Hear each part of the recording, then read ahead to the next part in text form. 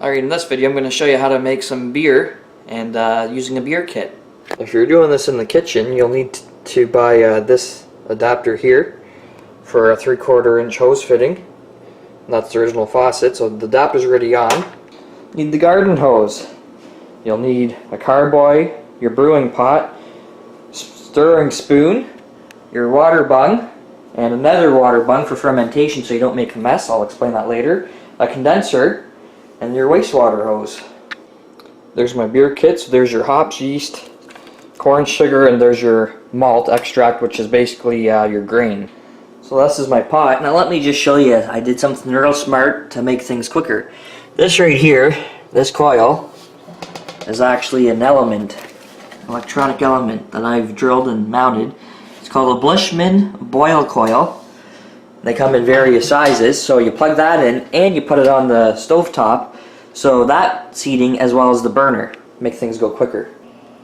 So you gotta wait for that to boil. And now we wait. So it's boiling, 100 degrees or 210 degrees Fahrenheit.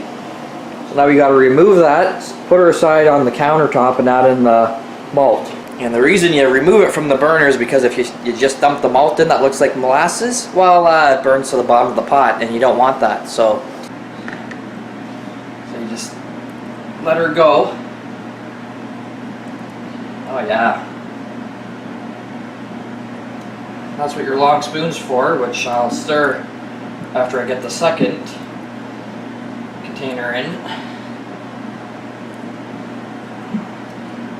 Now I buy all my kits off OntarioBeerKegs.ca there, and the kit's about 35 bucks and makes about 50 cans of beer. So when it gets down to the end like this, where it's just barely dribbling, you take a little bit of your boiled water, give her a little rinse in there, get your money's worth. So it'll dilute the rest of the malt extract, so it comes out easier. My kit calls for dry malt extract, or it's also known as dextrose. So you add that in now too. This is the sugar, and this is what the yeast is going to eat to ferment. So you add that in there. This is called your wort, which is unfermented beer. We're back on the burner. So now we're going to add in the hops that I have here, and you can do it one of two ways. You can just add them in and then strain your beer afterward, because you're going to have particles in the bottom. These are just the pellets. Or you can take a muslin bag or cheesecloth or anything like that that'll contain it. So it's like we're basically making a tea bag, but with hops. Here, I'll show you what they look like. Looks like rabbit. But YouTube here has this new policy out. They don't want to pay people that swear. Yeah. I want to make some money. I'm not just doing this just for giggles. Oops. Bleep that one out. So I just took the beer off. It's been an hour, so we're going to put this condenser in. I made it myself because you can buy them for around 250 bucks, or you can make one if you know how to. So all it is an inlet for a garden hose right here. Some fittings, because I couldn't find the fitting I wanted for the right price. And then I just got a hose clamp, and then this is just your wastewater. So we're going to put this in the pot. You want to grab your muslin bag with your hops in it out, so you can fit the condenser in.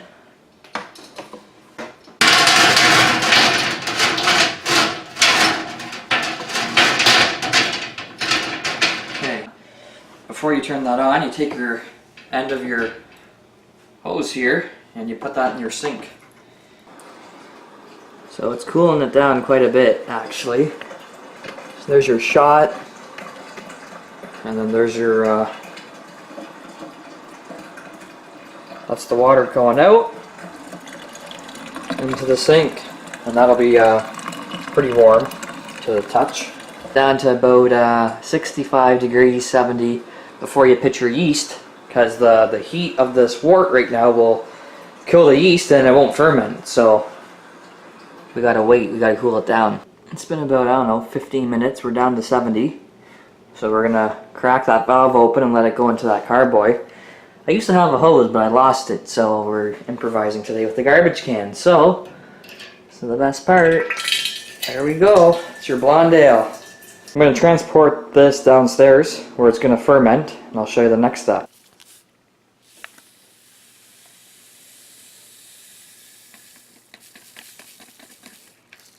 So I got the bung on top there. Now this one I use for the first week because it's going to ferment like crazy, and the other water bung I showed you, it's just going to spew all over the place and you're going to have a big mess all over this table on the floor. So this will ferment through this hose.